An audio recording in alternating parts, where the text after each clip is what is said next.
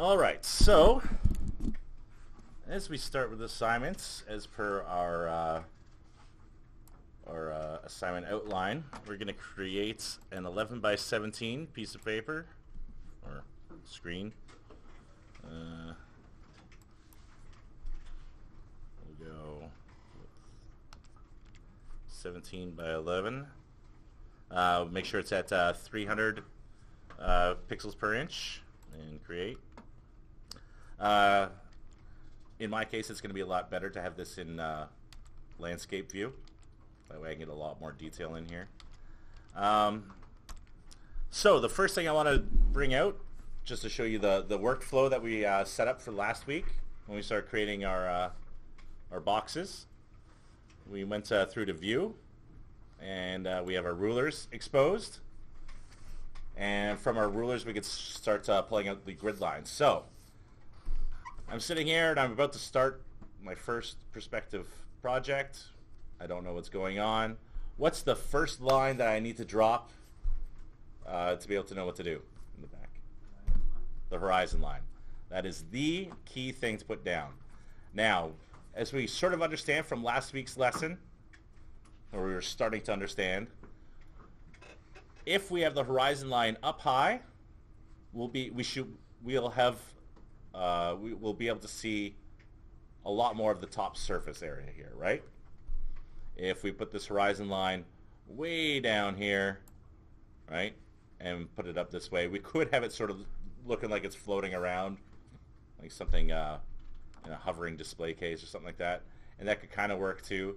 Having something straightforward and in the middle isn't typically the best idea. Again, you're not going to see that much of the shape. If I start drawing a box in here, let's just throw in something silly. If I start throwing a box in here and we start adding a little detail, well, since all the perspective would be going off possibly into the center here is one point. There, I'll straighten that out there. You don't get to see any side except for the front side, right? All you're seeing is this front face, as opposed to using two-point perspective. Let me get rid of this here. Or very quickly, I'll show you.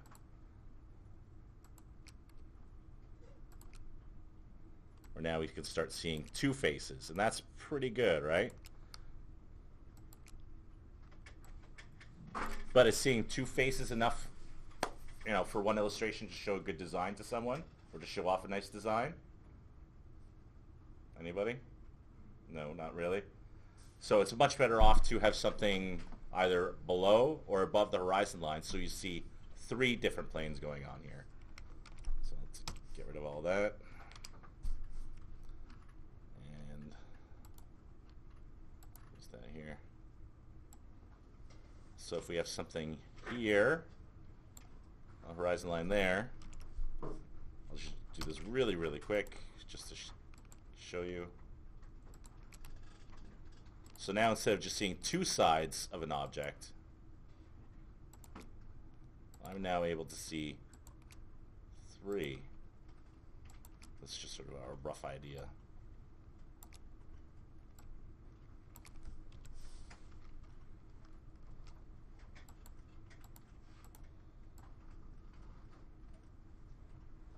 So now you can see clearly there's a lot more detail to my cube drawing just by pushing it slightly below or above the horizon line, or quite a bit below or above.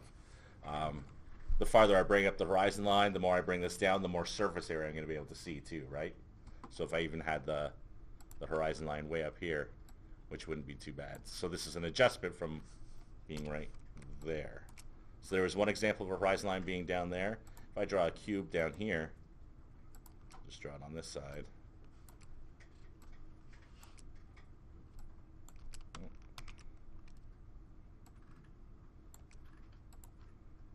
Again, this isn't quite accurate perspective, but it's close enough for the example right now. So now you can see, because I've raised that horizon line quite a bit. Remember, the other horizon line was right here, right? And now you can see where the horizon line is for this cube. And now we're seeing a lot more of that top surface because the horizon line has been raised so much above, right? So everyone has a good grasp of how that horizon line, how it's important where to put your horizon line in order to see as much of your design as possible. All right. So, that being said, let's get rid of that. There's my winging it perspective, but we're not going to wing it in this assignment. I'm going to show you how to keep it as accurate as possible. I'm going to bring this down a little bit more, a little bit closer to the page. So now I'm going to bring out my two sides here. So I'm going to keep this as fairly realistic as possible. So I'm going to kind of spread out the vanishing points here, like a fair bit off the page. I'll start playing around with some basic lines to see what feels right for the shape that I have in mind. But that's roughly what we'll do here. So the other thing is, now I want to do this. I'm going to do my gun. We're going to do it in 3-point perspective. I'm going to just show you that. You guys have been given the choice of being 1-point, 2-point, 3-point. I would suggest 2-point perspective. That way you're getting the most out of it. 3-point can be complicated and can easily look incorrect or wrong. But if you want to play with 3-point perspective, by all means, go crazy. So, in order to get my third point of perspective here, I'm bringing something pretty much towards the middle, but I'm going to have it. In artwork, you never like having anything sort of dead center. You can see everything sort of snapping to the center there. And you can tell when you just start doing your lines and setups that everything sort of snaps to one edge or snaps to a center. That just means snapping is on.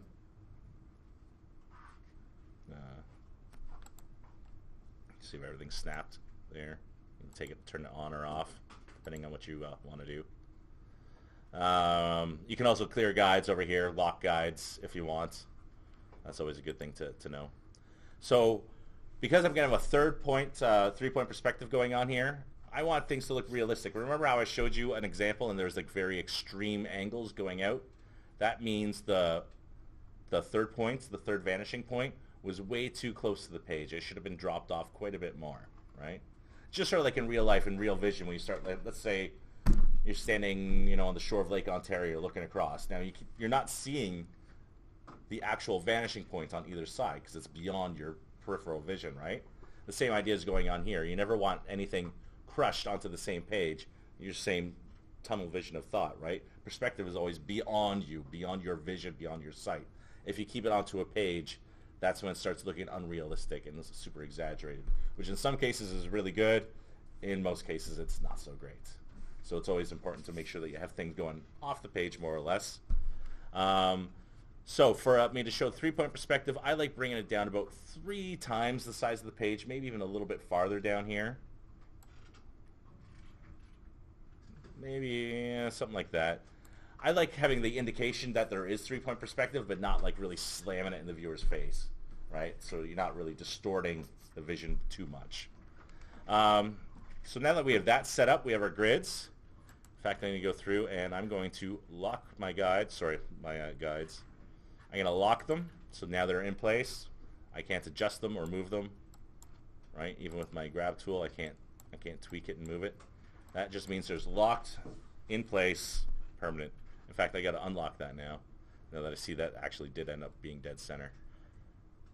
So I'll just go to view, take the lock off, and now I can just take it to the side a little bit there. Maybe I'll take it to that side there. There we go. Lock guides. So anybody remember what the next step would be? If we're going to, now that we have that set up, what should we start doing? Making sure we have certain anchor points taken care of. How do we do that? Anyone? Remember from last week? Nobody? Oh, you got, yeah, in the back? Yes, so we're going to use the pen tool here to start drawing paths. Did anybody have trouble with the pen tool? After I talked about things last week, nobody kept on going, like clicking around and making crazy zigzags and wondering why they couldn't click off. Everyone knew to click off, hit control to click off, and then start a new line if they wanted to. Right? Everyone was good? Just making sure there's good clarification of that. Alright. I'm going to undo that. So that means what I'm going to do is go to my point here. I'm going to get pretty close, but it's going to snap to this grid anyways. Gonna snap my 1 point in there and take this down over here. Now, because I'm working on paths and just the way I like my workflow, I like to see my paths as well as my layers laid out. So I'm gonna take this paths and just bring it right up in there. So I have a whole layer of paths available to see along with the layers. You can always label all your paths. I'm going to put this as construction 1, so it's my first set of construction lines. So, or even perspective 1, my first set of perspective lines. Go with like P1. It already says path 1, but whatever. P1. So now I know, and it's organized, and it's set up, and it's over here. If I click off of it, I won't see it anymore, but I'll know it's still available to me. So now that I have that one anchor point set in, that's perfect. I'm going to go on to my other line here. I'm going to keep on adding to this. So click there and bring something across here. Now really, I'm not doing anything right now. I'm not trying to find a shape or anything else. I'm literally just finding these anchor points on this side here. And then I'll go in and zoom in on my workspace and make that work. So now I gotta zoom out. Everyone knows zooming out, control plus and minus. Very good thing to remember. You'll be going through a lot of that in this assignment here. Oops. And hit control to knock off the line here. And now I'm gonna find my last vanishing point and put it over here. Okay. So now I have my one line going straight up the middle. I'm going to use my direct selection tool to be able to adjust just this one node. Oh. It's selecting everything off here. There we go. So now I'm just adjusting that one angle. So sort of like how I showed you in when we're drawing the cubes, one of the first faces, the first lines you want to be able to draw is the one that's closest to you. That's just a good example of the kind of height that you're dealing with. It gives you a better size relation on how you have to draw the rest of the illustration. So I'm going to put this over, let's say about here, to get my first front line. I'm going to go over here and select this and maybe make this my leading gun edge. Now remember, I'm keeping everything kind of overlapped here because I don't want to keep messing things into corners. It starts getting messy and you click on the one of these little nodes and there's 3 of those nodes tucked in there. You're never clicking on the right thing, so it's always good to hyperextend beyond to show that kind of perspective. So right now we have the front corner of what my design is going to be or be close to. I'm going to select this, hit Control C and Control V to duplicate my line edge, and bring this down in perspective. Take it down to about something like that there. CV. And now I'm going to figure out what the back edge of this gun design is going to be. In fact, I'm going to bring up my examples of guns here on my other screen so I can always look at them and reference them when I'm doing this. Now again, just so you guys know, and this is really how you should be doing your work, I'm not trying to lift in this example. I'm not directly trying to lift the designs that I have in front of me. I'm trying to use them as inspiration as I work. So it gives me a good example when I start thinking about how I'm going to work out the back edge or this whole front piece. I realize in my basic structure and setup, I have this whole surface to work with. So basically, if you break that down into a basic shape, it's just an elongated cube. Same with this down here, right? It's off on a different pitch, on a different angle, but basically it's set up of 2 separate cubes stacked together. So I know that as reference for my design. I know later on I can add in details, separating the chambers, bringing down the little slide there, making sure everything fits in place, adding these kind of details. That's all something I can do later on, but right now I'm dealing with the basic shape of everything. Just like when we're dealing with the heads, we're dealing with circles and some straight lines. Everything that you're going to do in the future when you start doing these kind of designs is dealing with basic shapes and extending from there. So, now that I have that edge set up, I'm going to select this, hit Control C and V, And now I'm going to, oops, make sure I don't have my direct selection tool, so the white arrow. And I'm going to make sure that that goes across that point here. Now we already have an intersection point here. So I'm going to make sure that is going off there. I can tuck these in so they don't seem as confusing.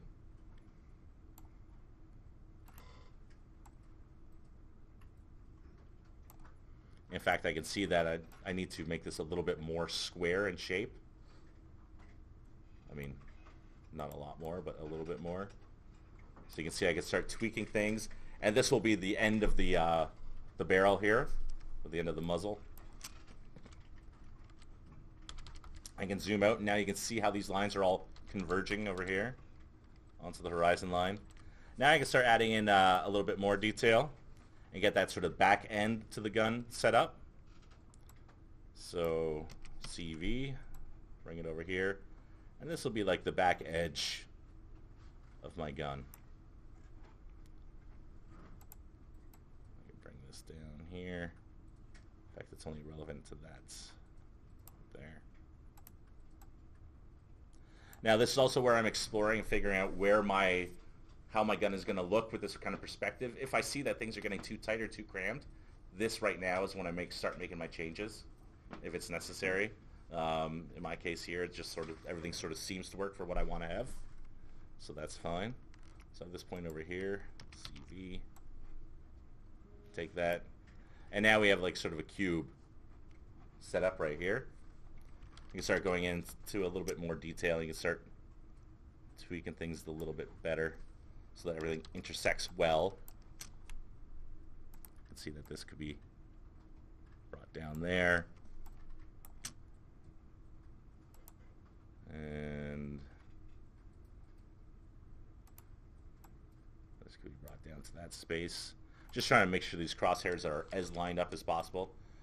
This is very early on in the drawing, so you want to make sure things are as accurate as they can be, or as accurate as you can make it, because that's going to make everything easier later on. So now that I have that edge set up, I'm going to start bringing in another space here. Now I can see there's a little kickback from the back of the gun, and I know if I draw a line straight down, it doesn't quite go to where the end of this handle would be. Right? It's stepped in a little bit. So when I do my second box here, I'm going to make sure it's stepped in a little bit. So now I have an idea of where I want my second angle to be.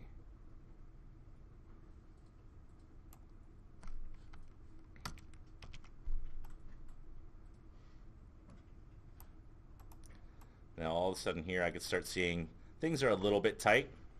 If I want to make sure I have a decent barrel here, I'm going to have to start bringing things up just a little bit. So I'm basically taking that shape and scaling it up. Again, that's why we're doing this this setup here with very loose lines. Nothing is set in place yet.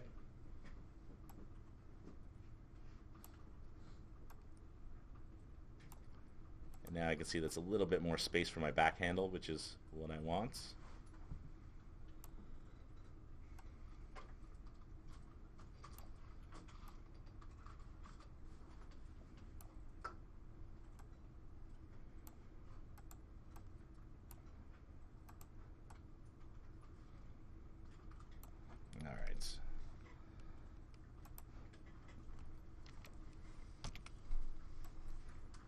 I can start bringing in this back edge here of that handle. Let's see, I could probably bring this out to about there.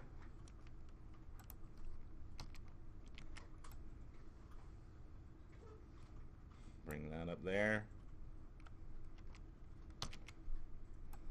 Bring this to this angle here.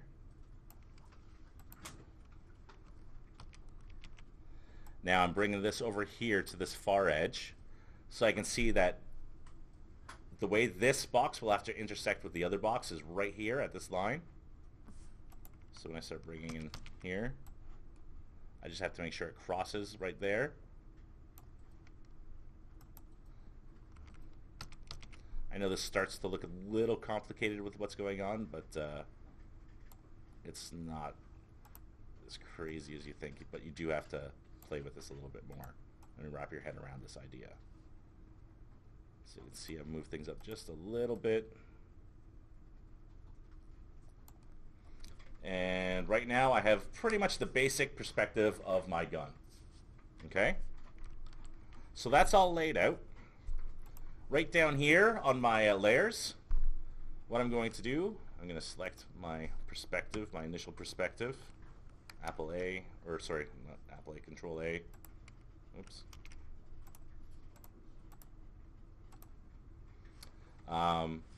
Remember, when I have a brand new layer here, all I have to do is select the outline button or the line button, and it's going to apply my brush stroke to it.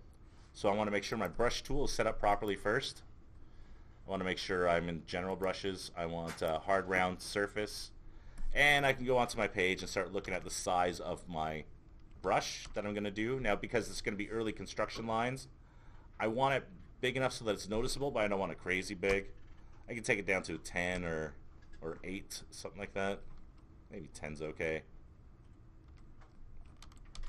And just like we talked about last week, using red or blue lines as construction lines so that we don't have this black lines confused with the black cleanup lines later on, I'm going to make sure that we have selected a color that is appropriate here. Just a little off.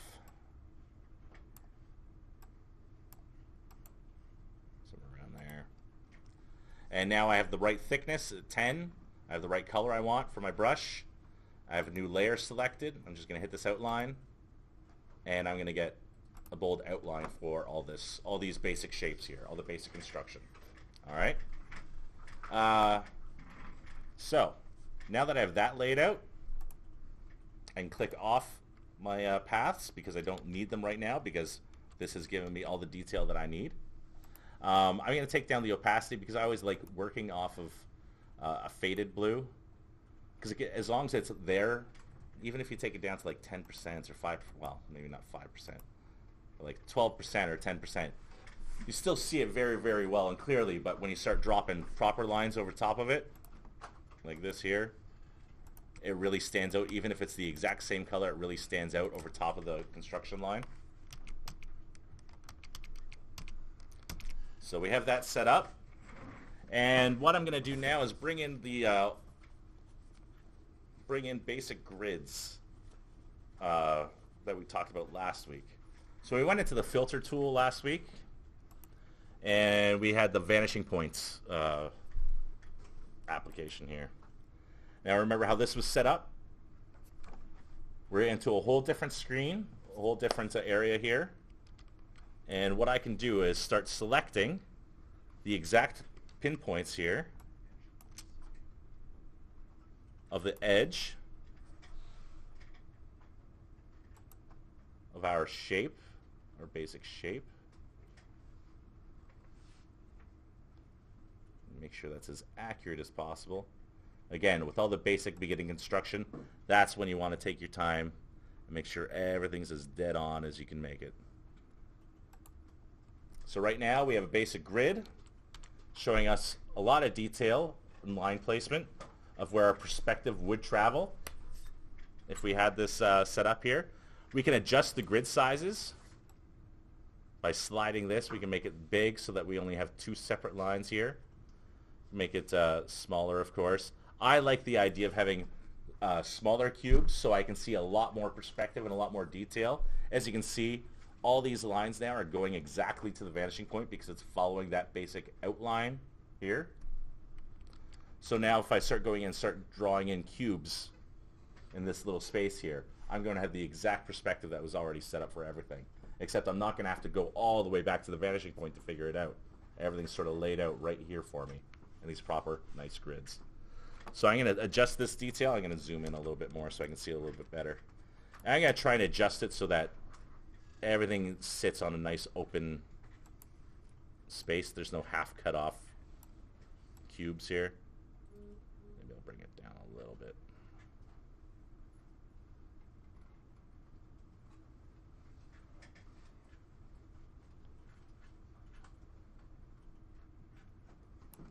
this is where I go and start typing in, like, I don't know, 72 and see where that gets me, which isn't too bad.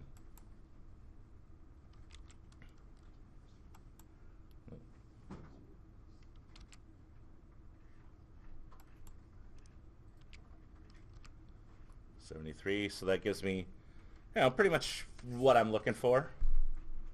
That's what I want to keep. So now that we have that set up, I'm going to set up the other faces here. So I'm going to hit Control and drag down from that center line here. Now, because things are going in 3-point perspective, you can tell that this isn't quite lined up properly. This is only going straight down, and I want to make sure it adjusts. So I'm just going to grab this corner and tweak it to the right space. Now I can see, based on where I had dropped my grid line, I went just slightly outside of that that line there, that 3-point vanishing point, and I want to make sure I'm matching that no matter what I do. So again, this is what I want to keep a little bit more accurate than the others. And here you got things snapping a little bit more than I like, but that's okay. And now we have 2 separate faces here. I'm going to take this, hit Control, and drag this plane all the way out, and it should come very close to following that perspective that was set up.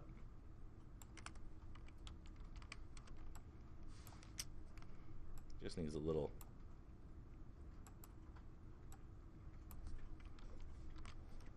tweak here. Sometimes I find this tool doesn't quite work exactly as I would hope. So what I'm going to do is just undo that surface.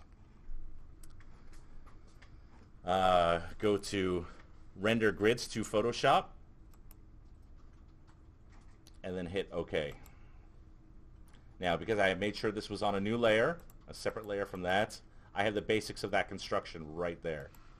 Now I'm going to go back into this exact same layer and just draw in another piece of grid. Go View. Just because it didn't let me work it out before, I want to make sure this works now. So go into Vanishing Point. And who knows, maybe when I do it this time, it'll let me adjust this final point.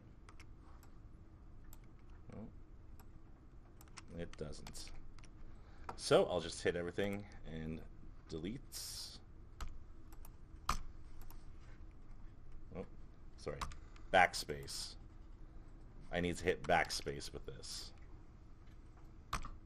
So hitting delete doesn't delete that grid, but backspace will. So here we go. Now we're back at laying out the normal grid again. I'm making sure everything's lined up as accurately as possible. In fact, maybe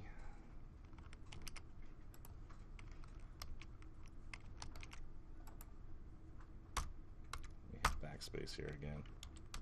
I'm going to drag this back corner out first. You can see how accurately I can pinpoint things now. And sometimes we just lead on the edge here. When you're zoomed in this far, you can drag this point slowly to the other side. Slowly, slowly.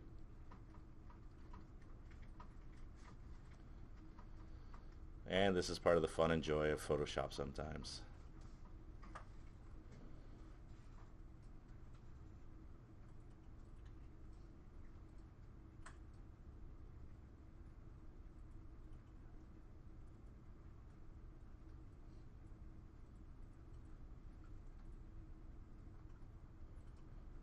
Other programs allow you to do this, but allow it to zip a lot faster.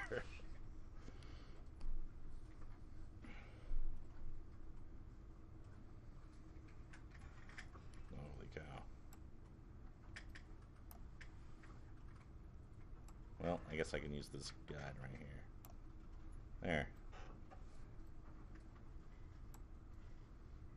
I'll make sure that's set up. So now again, lining that up here. This up to that edge.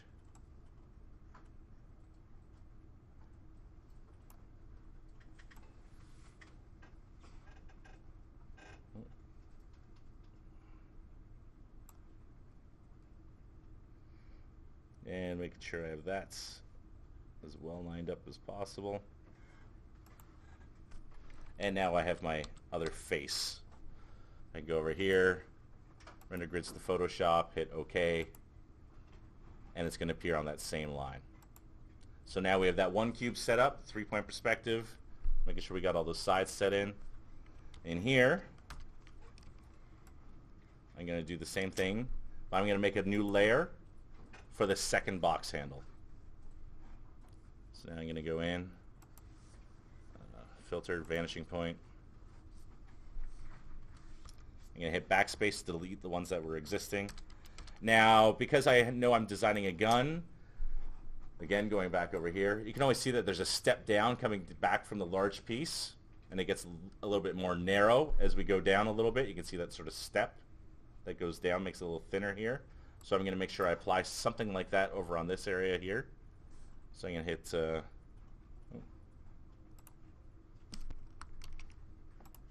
hold on. There. I'm going to make sure I get to this point right here. Make sure I delete all these other ones.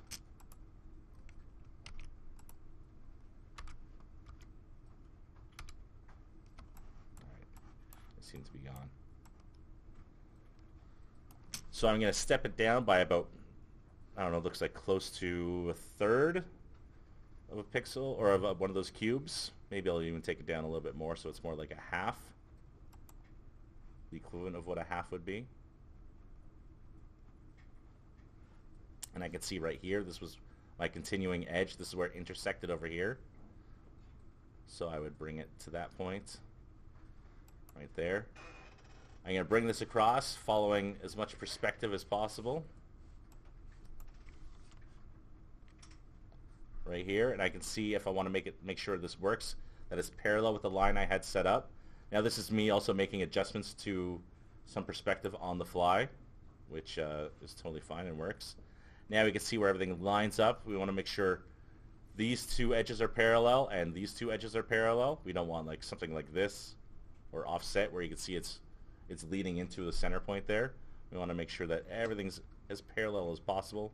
We're very close to. And there we have a top surface. I'm going to hit Control, bring down this edge. And we're not going down all the way. We're keeping it up just a little bit from the bottom. And adjusting it according to that 3-point perspective.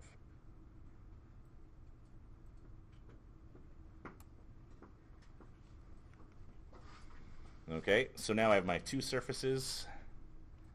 Hit Control, and I'll drag this out again and see if I can make it work. Actually, that just works with the perspective pretty much anyways. So now I have those three sides taken care of. I'll go to my, oops. I'll go over here and select Render to Photoshop. Of course, it's not letting me do that. I'm going to hit Shift and select them all. And again, it's something that's sort of glitchy sometimes. So I'll just hit OK and go back into it again. This has worked for me before. And then I go into Render Grids to Photoshop and it lets me do it anyways. No software is perfect. It never happens. So I have that set up. I hit OK. And now it's rendered that entire second plane to this box area.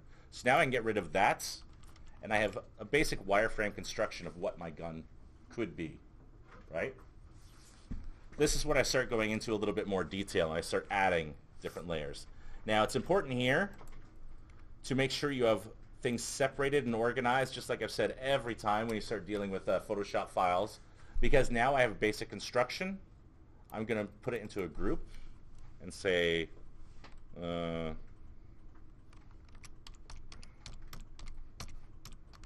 those are my construction lines.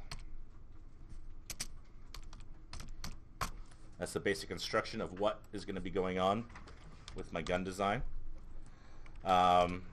Things will obviously change a little bit. I'll be able to tweak and adjust and do different things with different paths if I turn them on. I can start shifting things around and adding, let's say, a trigger guard right here afterwards. Something really, really simple. But I haven't lost any of the work that I've done. That's the other important thing about doing digital art. There's no point in losing artwork that you've already done or any work that you've done. You can always create another layer.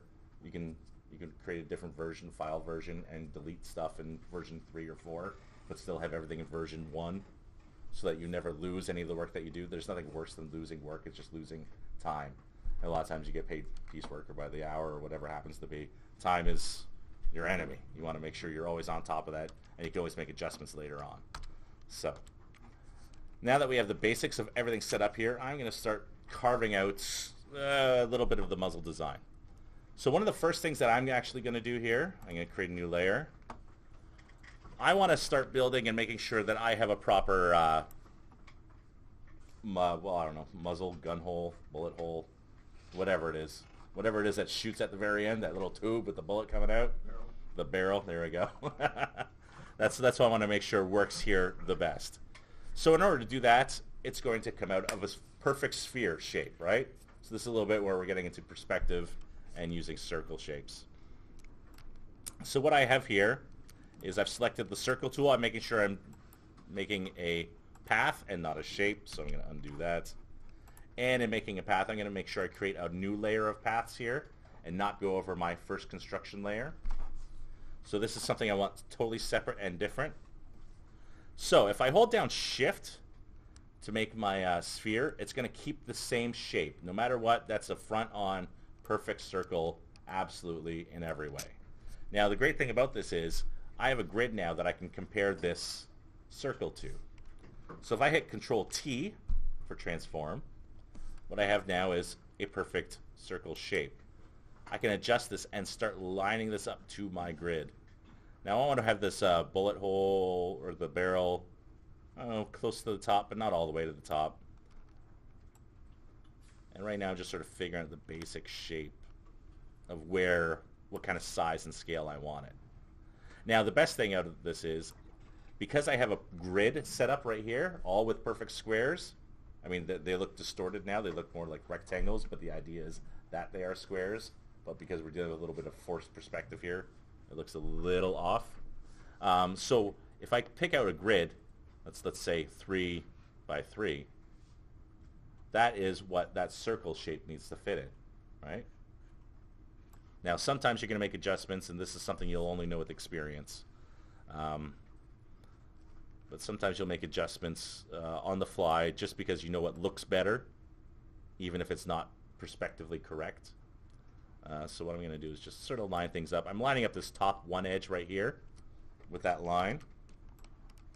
And now because I know I have a perfect circle, and I know essentially it's basically 3 and 3, that doesn't seem right, so I'm going to extend it a little bit more to make it 4 out and 3 up and down. And what I'm going to do is basically just find these corners to put that circle into, to make sure I have a nice ellipse set up for the barrel, the basic barrel of the gun. Now if I was making this correct, it would be more like this. And that is technically correct, but it doesn't look right. It looks a little too squished, a little bit too compact. Now this is the whole battle that you're always going to have. Real perspective versus what you feel looks better as an artist. And I'm just going to pull it out because I feel that looks better. Simple, that's the only reason. There's nothing else to it. So. Are we going to lose marks if we do that? Pardon? Are we going to lose marks if we do that? If you do what? If we make it look better? No, if you make it look better, then obviously everything's going to be correct. But there's the basic construction of this is going to be the real perspective. That's truly what you're getting graded on anyways, right? Let's see. Let's set up a new layer here. So now I have that layer. I just realized I've left my construction lines a little heavy. I want to bring down the opacity, bring it down to like 35. I can bring it down low. Can you guys see that's on the screen all right? Or is it too faded for you guys up there? Pretty faded. I'll bring it up a little bit more. It's just the way I like to work. It's my personal preference to have that really faded in the back because on my screen I can always see where it is. So now I have that faded in the back. Those construction lines are set up. I'm going to go in here on my new layer. I have my path that I have set up here with that ellipse.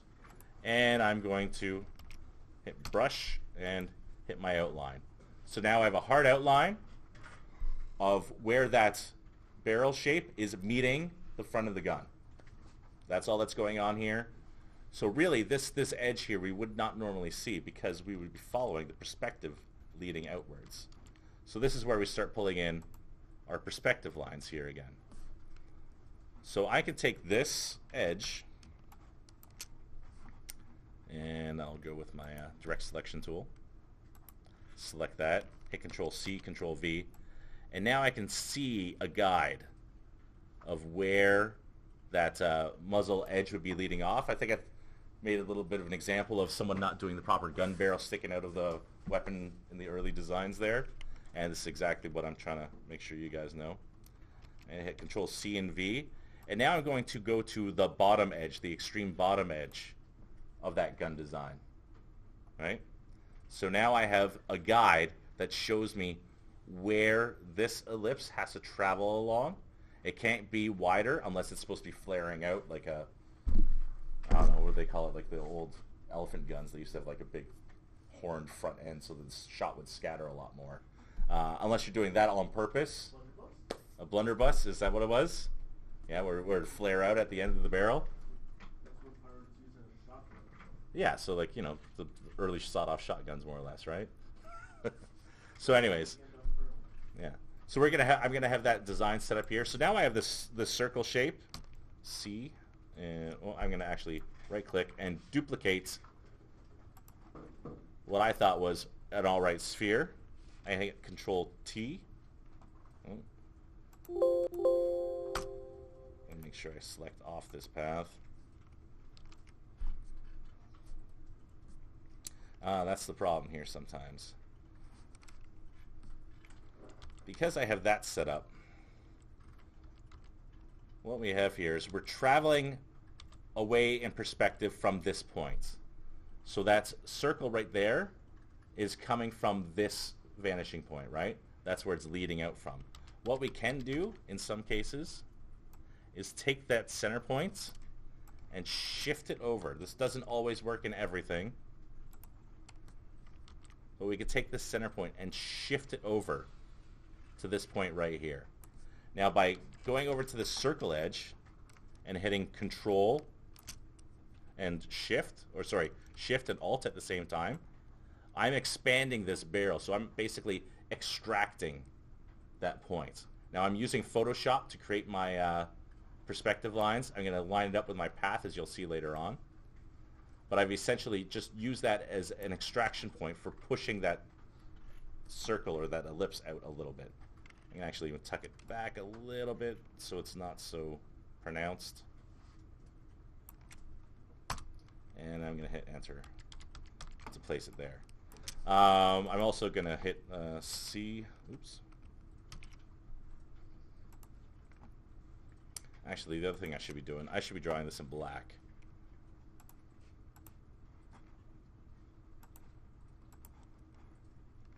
Maybe I'll just outline it in black later on.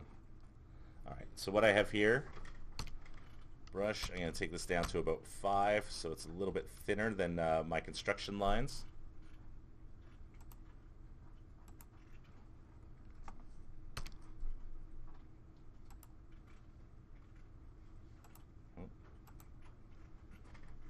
Number 7, maybe I'll take it down a little bit more. Now I've sort of punched that out, Control T. Now I'm just going to make this line up exactly with this shape here because I had already set that up in the perspective before.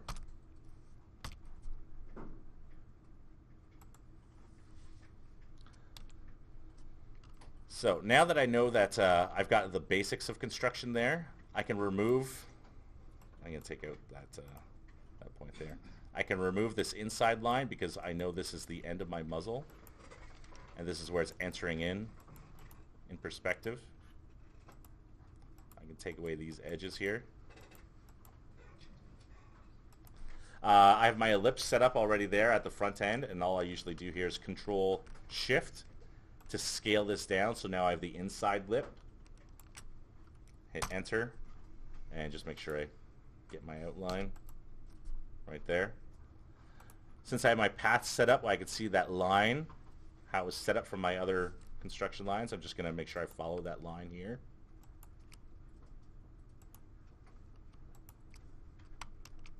We're pretty close. We're off by maybe a little millimeter or so, but that's all right. So now we have the front end, or the front barrel of the gun. Now I'm going to go over here to my paths. Oops. I'm going over here to my paths. I'm going to shift it over here. And I have another area for the slide. Now, I think I went over this before. I'm going to go back into a construction line area here. Like I said, I had gone over this before with the class, at the end of class, but some people I think might have left. If I want to find the center points or the center grid for where this should lie, what I need to do is just find the cross area right here. From this edge, from this corner here to this corner here. Same with this to that. And now I have my center point. So I know roughly, that was about just slightly over a third of the way up. And I want to make sure it lines up here. So now I know anything that wants to be centered has to be centered along this line. So, making this easy, I can take my path, Control T, and I can see where the center point is right here already. Now if I want to make sure that's perfectly dead center, that's all I need to do. Just punch it up, move it with the cursor, and I have a setup for it right there. So that's all set up. I have that in my construction lines. Now I can take my construction layer, bring down the opacity. Now that I have that faded construction of what the center point is. In fact, maybe I should even go in here and find the center points for my other areas. Just so that I know. It's a good reference to have. It's always good to know where the center lines are on anything that you're working on, because it helps you figure out the proper symmetry for your design. You can see right here it's crossing at really pretty much a dead on that line right there. I can keep track of it, follow it along here.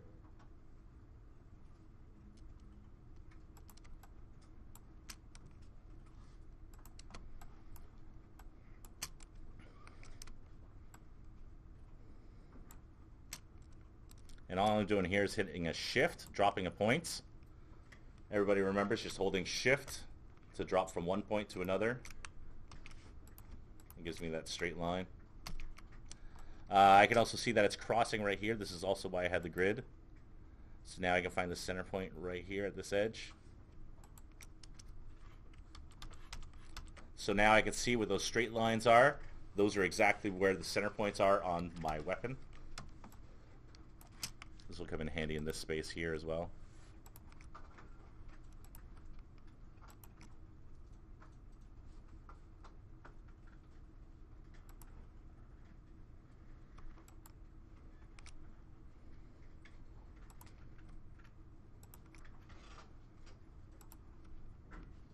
And of course everything's going to line up exactly from the edges from before.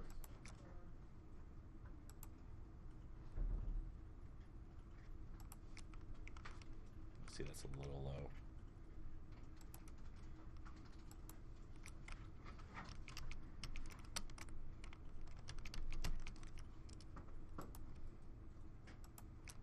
Something like that there. And like this over here.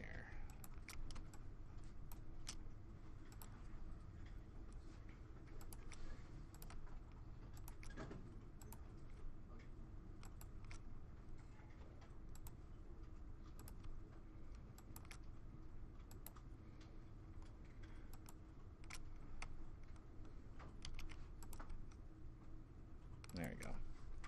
So now we have all our center points in our construction, except for this bottom plate here, but that's okay.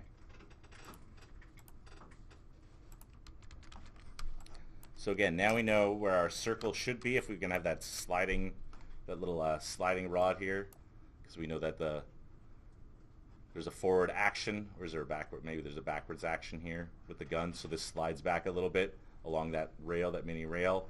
This is why it's good to keep in mind what you're drawing and how the physics of it actually work to make something a little bit more realistic. So here, we'll have that little slider, and what I'll do is just inset it a little bit so it has a little bit more depth to it. And now we have that edge. So what I'm also going to do here is, because now we have that center point and we can see where these grid marks lie, I'm going to find some outside edges, just sort of taper off a little bit here. So you can see I've gone to the second box down here and just about halfway through this box here. So now I can try and create symmetrical design because I have that grid laid out. I'm going to do pretty much the same thing on this end here. And the whole idea is that this goes down past, goes past here. And probably from there. This is another good thing to realize. If you like, you can select the magic wand tool. Because I have a closed off shape here that I'd like to try and draw through. This is something I do in animation to do things really quickly. Now that I have this selected, this area here I cannot draw into, but I can still use it as an alignment area. So I know that I want to go at about 1.5 boxes down from here. So I want to start this angle here, and I want it to lead out here. But because I have it selected so that this area I can't draw in, I'm getting the proper outside edge lined up without making a big mess inside here and having to delete some lines and clear that up. So that's what we have set up here. I'm also going to take a little bit of a double line, make it a little bit of a slider.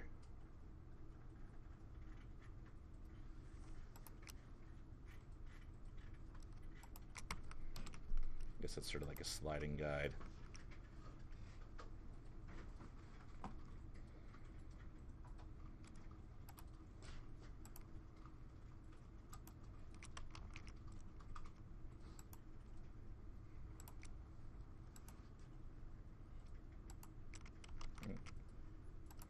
You want to make sure everything pretty much is parallel, or as parallel as possible, so that it looks right. Now I'm also going to take this channel, I'm going to line it up and go all the way down the gun, because this is where my sliding mechanism is. So really these are two separate pieces. I'll go in here and separate them. Clean that up just a little bit here. You're always going to do little cleanups and fixes all over the place. So that's lined up there and there.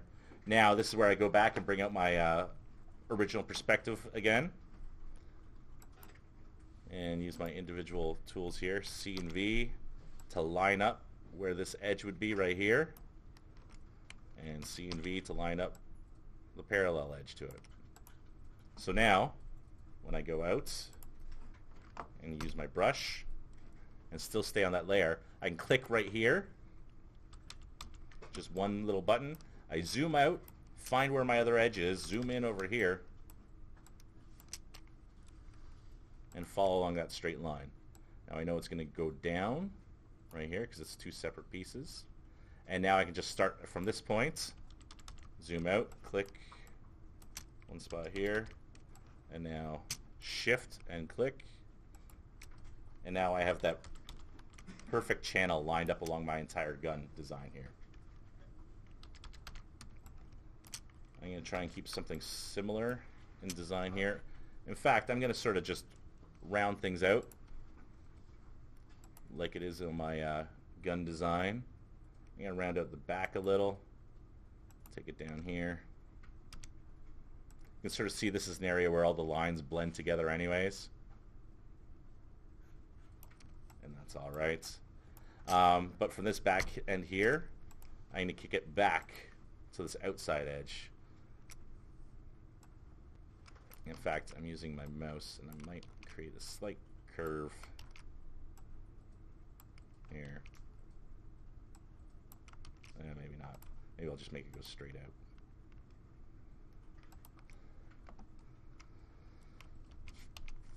And actually I'll cut down this corner a little bit too.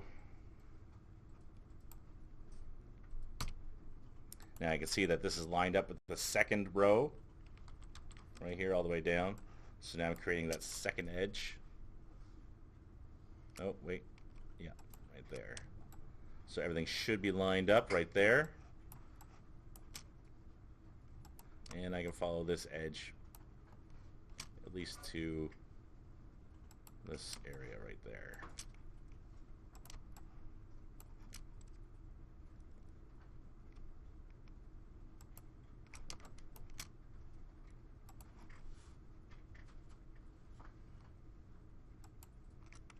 Sort of takes a little bit of trial and error to make sure it lines up.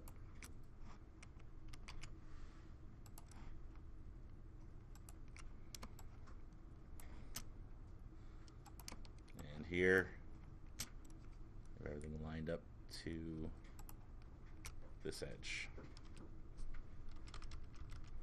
So now we have the basics of the barrel of the gun. You can go through and start adding in small details. Because you have everything laid out in a grid here, you can just follow a tight grid. Start adding different details to it. Because it's all spaced evenly, you know it's going to be correct. And it will line up in perspective. You make it look like there's deeper channels. So you sort of have this perspective line so it looks like it's a block that, or sorry, a punched out square. Just put 3 there for now. You can do some other, I can see there's sort of like a cutout detail just over the trigger area here. So where the trigger area would be on this drawing, I'll just sort of cut out a small little chamber. So again, just following the perspective lines of that grid that I had lined up. And it's really proving to save me quite a bit of time as opposed to going back to the original vanishing points every time I need to change something. So now I go through here and start deleting that top edge because I want to make sure it looks like it's going down in perspective. Make it look like it follows this line.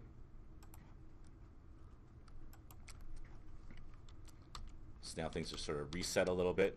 Maybe I could even take back a little notch from here just to add a little bit more detail. It's all these sort of subtle extra little details that really help sell the object or sell the design.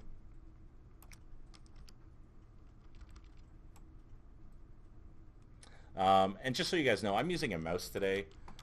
That's usually the best way to carry on when you're doing direct perspective type drawings. When you start dealing with the curves, as you can see, it was complicated for me to try and figure out how to do this little curve at the back with the mouse. I could have just brought out a pen tool to do that really quick. Sometimes working on the tablet is a lot faster. It's sort of you guys have to pick and choose what's good for you at that time. For the most part, the general perspective and laying out these basic grids and developing this is you want to make sure everything's sort of dead on and accurate, so using a mouse is just fine. Let's see. So I'm going to add some other, just a quick little detail over here. I have a little slider box. Oops. Something that appears to go on. I don't know, maybe this is a safety latch. I don't know enough about guns.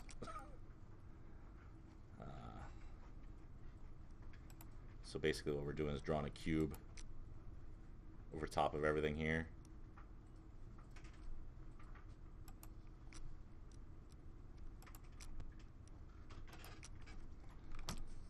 Now obviously I'm going to have to erase that back line. And you could draw this as different layers if it makes it easier for you. I find the detail of erasing these lines is not so bad either.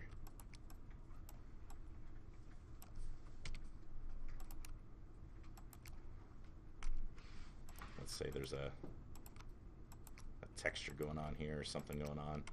Some sort of grip to the metal. So we have that lined up and that's ready to go. Because we had everything set up here, the small little edges, I'm just going to draw in a small curve to represent where this would attach to the gun handle. And let's cut it in here. I'm going to use my pen tool to draw a whole separate path to give me a nice curve for the back of the hand grip. So you can sort of see here, it's just sort of like a general shape that I want to have included.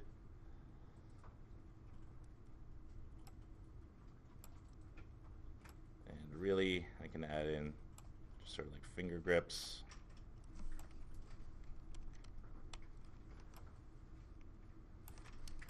Using my pen tool.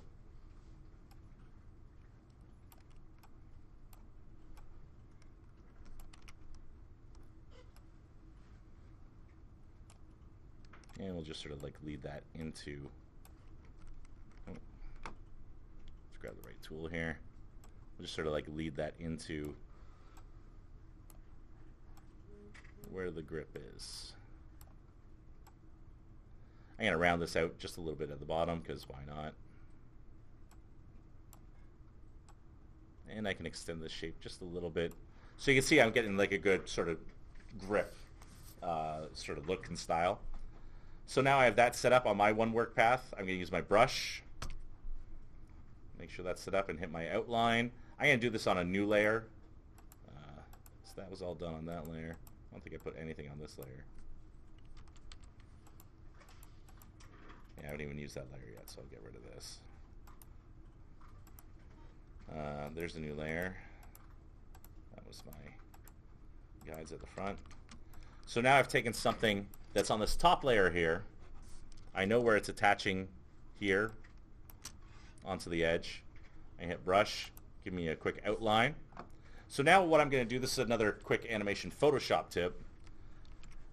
Now I need to force this down in perspective, right? So we know it's going down towards a vanishing point. So another quick way to get rid of or to quickly adjust that is a through and through shape, because it's going to be the same shape at the bottom as it is on the top, is to take that vanishing point and bring it all the, or take that center point that you can find in the shape and drag it all the way down to the vanishing point there. Now, if I start bringing this in perspective down, in perspective, it's going to go directly towards that center point. Oh, I shouldn't grab it by the side there. By holding down Shift, so I'm keeping the same scale. By holding down Shift and Alt, it's now going in the proper perspective down. Right? You can see it's sort of following that imaginary perspective line that it would be set up. Does everyone understand that? Now let's just, it's a quick little Photoshop trick that I use a lot because it helps me save a lot of time in duplicating that exact same surface down below. So now I have that set up approximately the same space where I have it meeting right here. I have the edge meeting right there at the bottom. You can see how it's pretty much in the exact same, well, it is exactly the same perspective going down. So I'm going to take this, I'm going to add a new layer because I'm going to have some overlap here. And I'm going to hit erase. So now that I've laid out that line, I'll switch off the path. And I'll get rid of all these lines that I know are going to be a bit of a pain. Use a brush and connect this edge here. In fact, maybe what I'll do is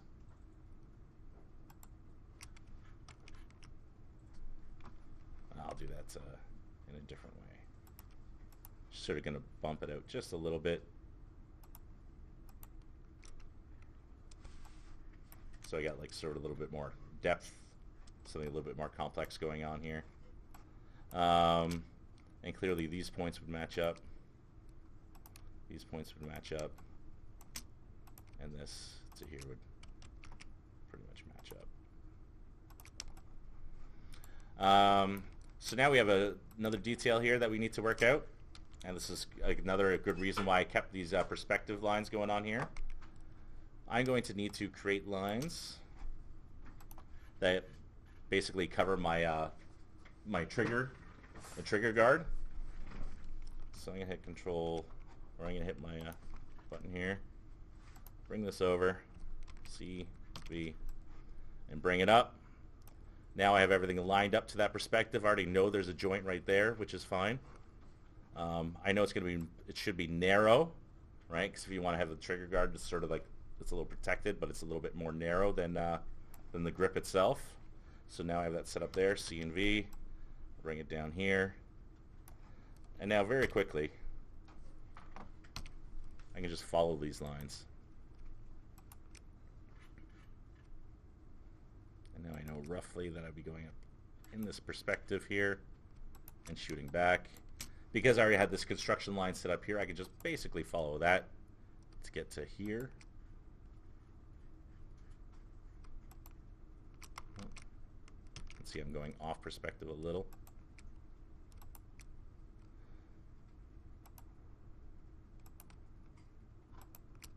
And that's more or less what we're looking for here. Now there's a little bit of overlap going on, and that's why this was set up on a separate layer.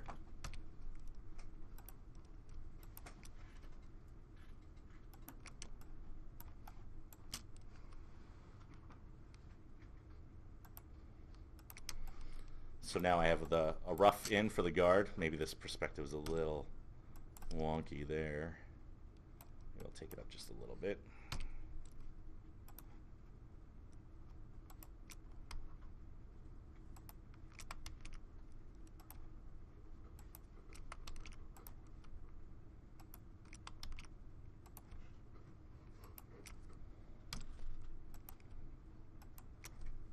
Everything always takes a little bit of tweaking and finessing.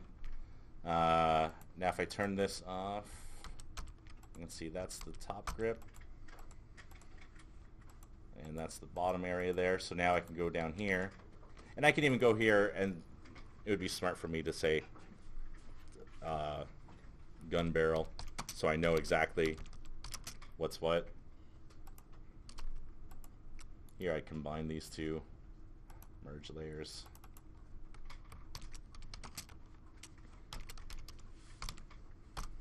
Handle. So now I know I need to go to the barrel area to get rid of these lines that were just over here.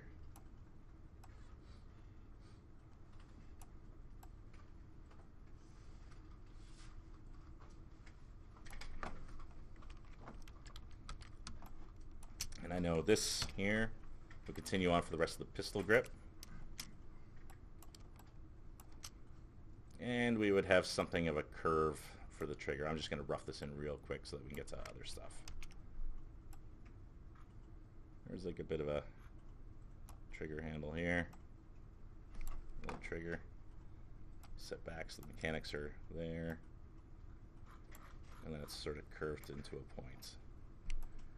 Now this isn't accurate. This is just something I'm doing real quick to make sure I can get to the other steps, so you guys have a lot more lap time.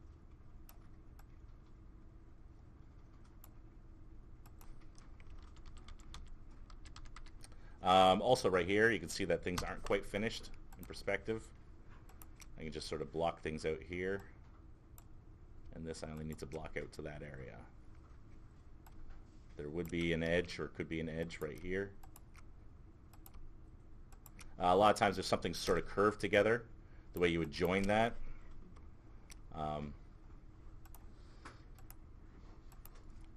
is by just sort of indicating that this corner doesn't quite touch. Sometimes you can see that people do gentle curves into every aspect here. Just sort of add that soft corner detail if that's what you want to show. Or you can have like a very, very hard line like this is here. It all depends on what you're trying to do. Let's see. I'm going to go really quick and just sort of add sort of like an area for a different texture here. So I can make sure that that perspective is lining up there as close as possible. And now this, I'm just trying to make sure it lines up with the grip aspect. I'm going to take that out to the center, round it out.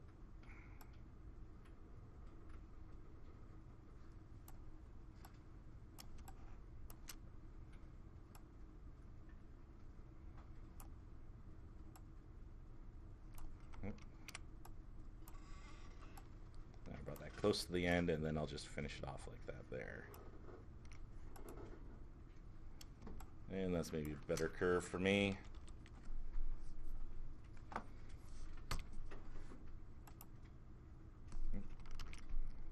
Button. Oh. Now, this is a problem that I just came up with. See, I put this onto the perspective, the basic perspective layer, but if I do that, all those other lines are going to appear where I wanted it to be. So instead what I did is I selected this and select the path selection tool. I selected that whole path, hit Control C, create a new path layer, and Control V, and now it's in place. So even though I made a little bit of a screw up, I can fix it really quickly. I'll make sure I have this selected, have brush, and now I have that outline done quickly. You can see this back end's a little not quite finished here. I'll just take this and bring it down there. And you can go into a whole bunch of endless details with everything else going on in the gun. You can add some more notches in here.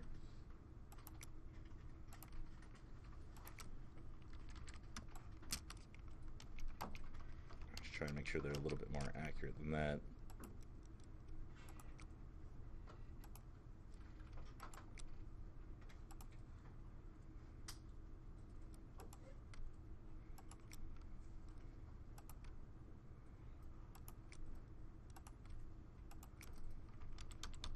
Yeah, different little notches and pieces or whatever it happens to be. So, we have that set up. I can take the guide off, and more or less I have my rough out for a quick gun design. I'm going to take these layers. I'm going to put, I guess these ones weren't necessary. They're part of the construction. I'm going to take these layers and put them in its own layer so I'm not losing any of this separated work. So now that I have that separated, I'm going to take this, duplicate them, right click and duplicate layers, or again, highlight them, hit Alt and drag above that folder. So now I have a duplication. I'm going to take these layers, right click and merge layers. And so now that's all merged as one layer and ready to go. So from this point, a nice detail, like I think I had told you guys, is having a nice thick edges to everything. So what I'm going to do, this is a real quick, down and dirty, easy way of getting a thick outline. I'm going to get the Magic Wand tool, and I'm going to select outside of this shape here. Now what that's going to do is select the outside area as well as that inside area. So for me to change that, does anybody know what I would do? Invert, that's right. So we go to select, inverse, and now it's only selecting just the outline for the gun layer. Now here's another great path trick. And let's see if we got that going here. And create a new path, have that set up. Now nothing else is on that path. What I can do is, we have that selected dotted line going around there. If I select this option right here, this little make work path from a selection, I can select that, and all of a sudden I got the outlines and nodes for exactly that shape, for exactly that outline, okay? Which is great news for me. Because now I can take that work path, I can take it onto a different layer, or keep it on the same layer, it doesn't really matter. But I can keep it on that layer, use my brush. I was using a 0.5 before. Let's double it to 10. Hit this outline tool, and all of a sudden, if I select off that path, I have a nice outline for everything. In fact, I might actually bump it up a little bit more. Take it to a 15. Again, that's just my preference for my style for what I'm working on. And all of a sudden, now I have a great outline, very quickly and easily done without too much effort. Because I like doing this, I'm going to go in here, and since this is going to be a separate shape, I like having that in a nice outline. So it really makes this button, you'll see in about 2 seconds, it'll really help make this button stand out a little bit more. You can see how that looks like a different surface. Same with this. This is like another specific shape that's outlined. Oh, making sure you follow perspective as well as possible to get this outline in here.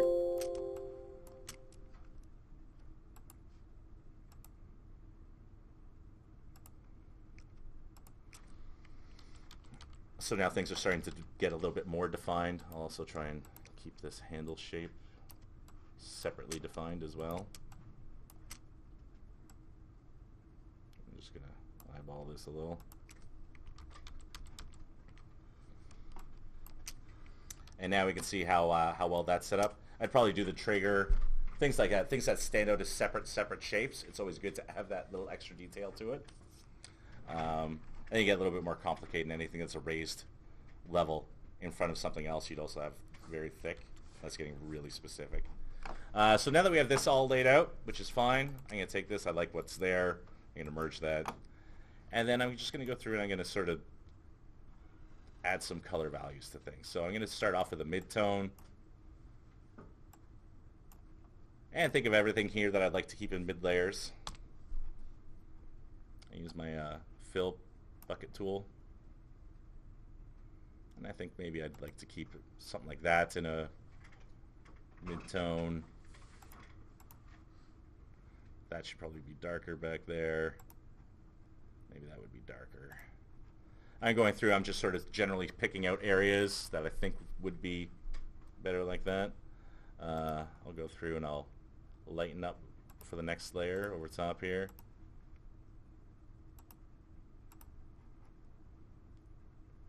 Here we can add a nice gradient to things as well.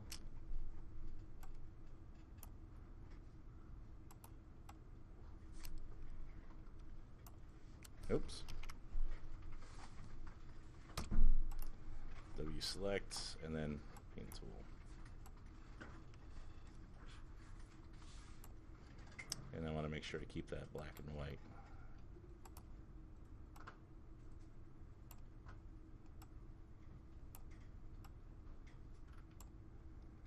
There.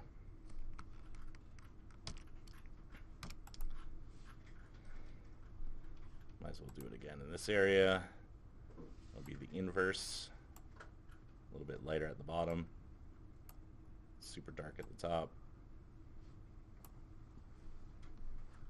There, around that. Now I go around my eyedropper tool. This gives me a good range of what to pick from. And now I have my layer selected and I can start filling in all these in the same tone.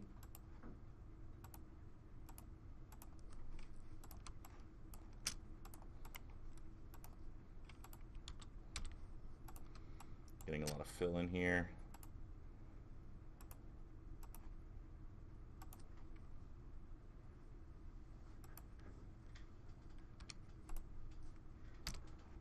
Nope.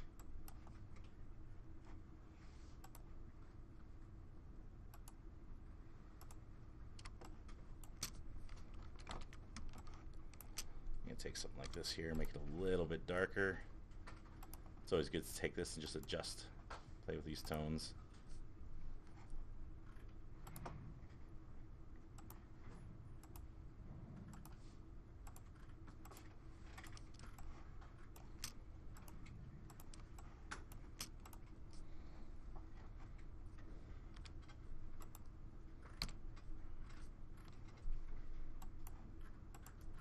All right.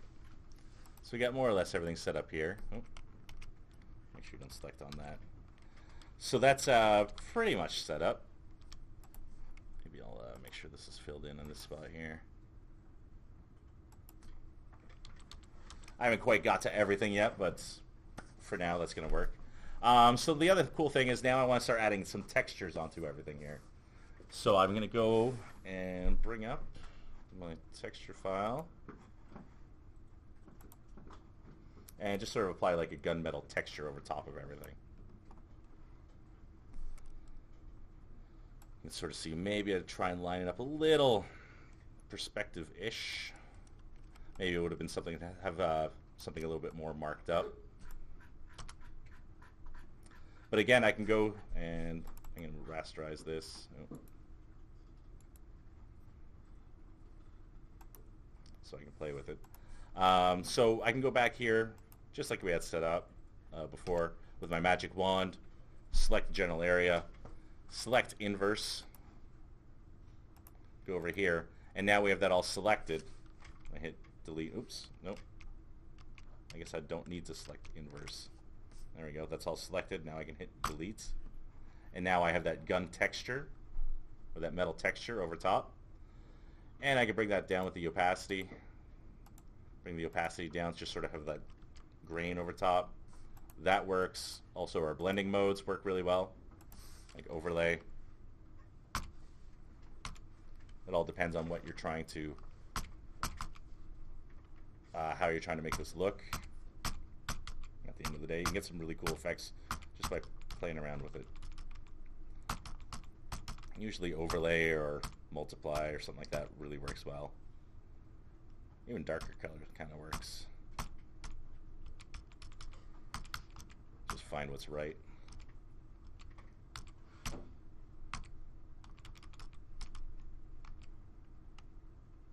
Yeah, I kind of like multiply. Alright, so now we have that all selected. The other thing we can do is we can make sure we have different textures for different areas. I'm going to, let's see, bring in a different grip as well. Now this is something that's a little more unique that I'm just sort of roughing out and just showing you quickly how to approximate this kind of a thing. I hit Control T to transform this shape. I'm going to hold down Shift or Control, and I'm going to drag these to the proper corners here. And now I'm just sort of generalizing and going where that block would have been. Oops.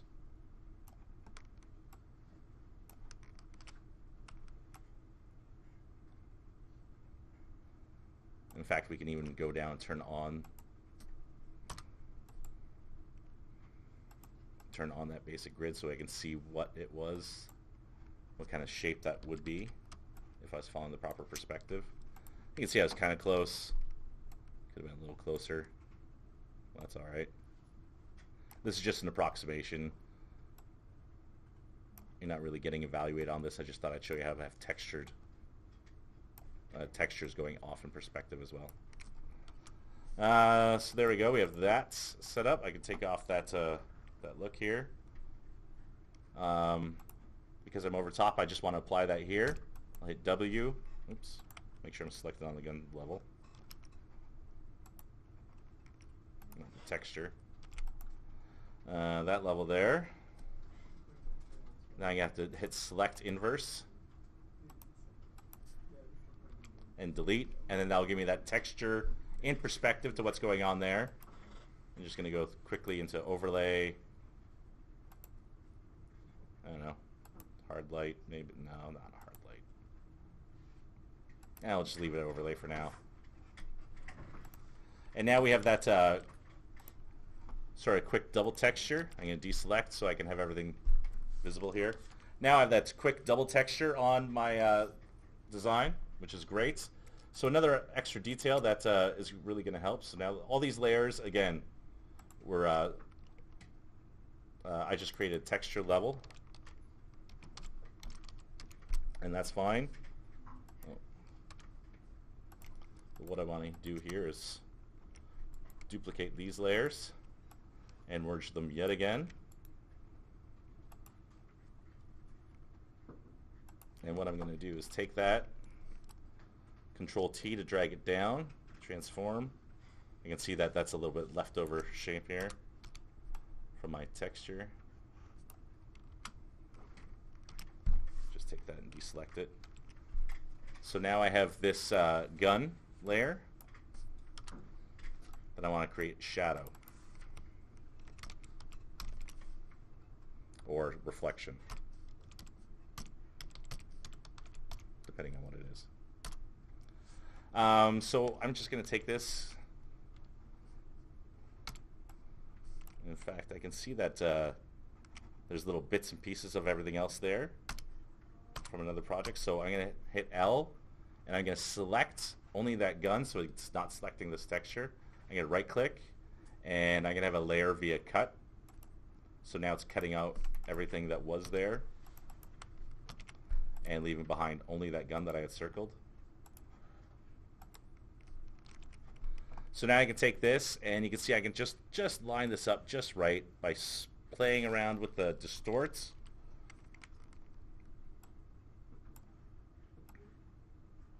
This is me using a transform and holding down control to grab individual corners. And just make it look like it's close to a reflection that's going on. Now, of course, I'm going to go over here, go to filter, get some Gaussian blur, see how much I need to step it up to make it look really... I want something that sort of shows that there's still the shape there, but doesn't, it's not very, very clear definition. And I'll hit OK. And I got something like that set up here. I can see there's a light edge that I don't quite like, so I'll just suck that up a little bit more.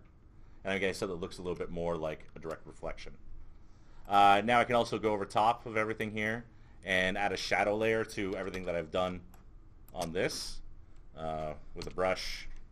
Make sure I get my soft edge. Bump it up quite a bit. Just sort of draw in different shadow edges. Something that sort of helps blend things together there. Now this is going on a little heavier than it needs to. It's just to show you the idea real quick. And then I can take that and take down the opacity just to, well, maybe not quite that far, but something like that. Just to sort of take off the edge a little. And to complete this, I'm going to go very simple, but you know, hopefully you guys will go a little bit more complex, is I'm going to apply a different background to it. So I'm going to just put this on, I don't know, some brown paper bag type thing here. Now I don't want to see this grid anymore. I don't really need it. So for view, I'm just going to take that off. So I'm going to clear my guides.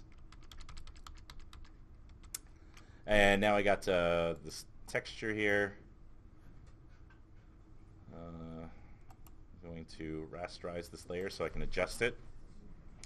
And you go into image, make adjustments, take out some hue saturation, maybe sort of put a little bit of the cold blue, cold steel kind of look in there. I don't know.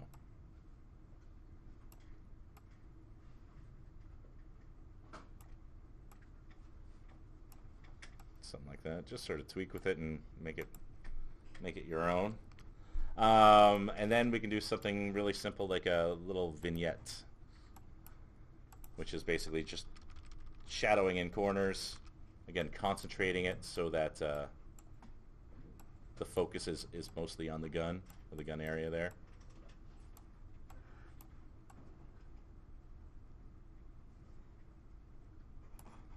I'm going to take this and I'm going to duplicate it.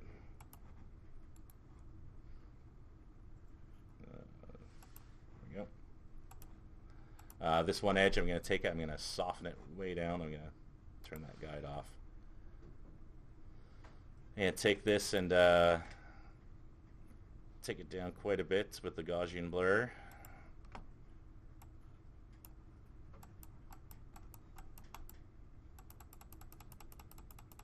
There we go.